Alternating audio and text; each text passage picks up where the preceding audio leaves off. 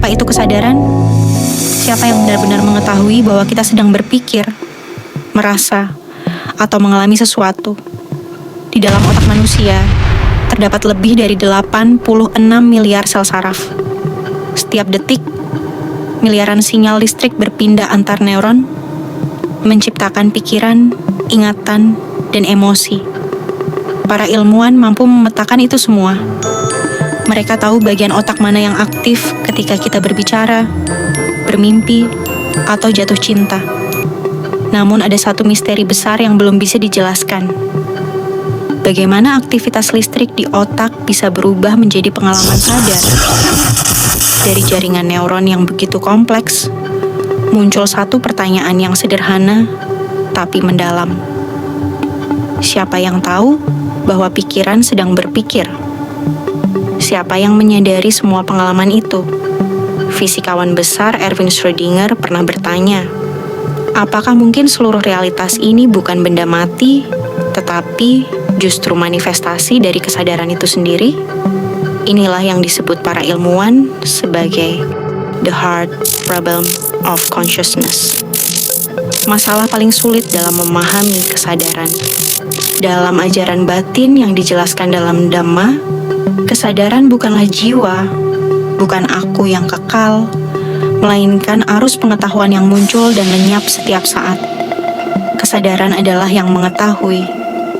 Ia bukan pikiran, bukan emosi, bukan tubuh, melainkan yang menyadari semua itu. Kamu bisa berkata, aku sedang berpikir, karena ada sesuatu di dalam dirimu yang menyadari pikiran itu. Tanpa kesadaran, tidak akan ada yang tahu bahwa pikiran atau perasaan sedang terjadi. Dhamma mengajarkan bahwa setiap saat, kesadaran muncul terhadap satu objek, bersama dengan faktor batin seperti perasaan, persepsi, dan kehendak, lalu lenyap dalam sekejap, digantikan oleh kesadaran berikutnya. Kehidupan batin bukanlah satu makhluk yang tetap, melainkan aliran kesadaran yang terus berubah, seperti sungai yang mengalir tanpa henti. Untuk memahami batin lebih dalam, Dhamma membedakan kesadaran dalam beberapa tingkatan pengalaman, dari yang paling duniawi hingga yang melampaui dunia batin yang biasa kita kenal. 1. Kesadaran indria. Kesadaran yang kita alami sehari-hari. Saat melihat, mendengar, mencium, merasa, dan berpikir. Di sini, muncul kesadaran yang baik, yang tidak baik, dan kesadaran yang sekadar mengalami hasil dari tindakan masa lalu. 2. Kesadaran halus muncul dalam keadaan batin yang sangat tenang saat seseorang memasuki kedalaman konsentrasi dan kedamaian mendalam. 3. Kesadaran tanpa bentuk, di mana batin tidak lagi berpegang pada bentuk atau rupa apapun, tetapi menyadari ruang kesadaran itu sendiri, atau bahkan kekosongan yang tak terbatas. 4. Kesadaran tertinggi, saat batin melampaui segala bentuk kemelekatan dan dualitas. Inilah momen pencerahan batin ketika kesadaran mengenali sifat bebas dari segala kondisi. Jika dijabarkan secara sistematis, ajaran batin kuno ini mengenali berbagai jenis kesadaran yang muncul sesuai dengan kondisi dan tingkat kejernihan batin. Namun intinya tetap satu. Tidak ada kesadaran yang kekal, semuanya muncul dan lenyap, bergantung pada sebab dan kondisi. Kesadaran sejati tidak melekat pada apapun. Ia adalah cahaya yang menerangi setiap pengalaman, tanpa menjadi bagian dari pengalaman itu.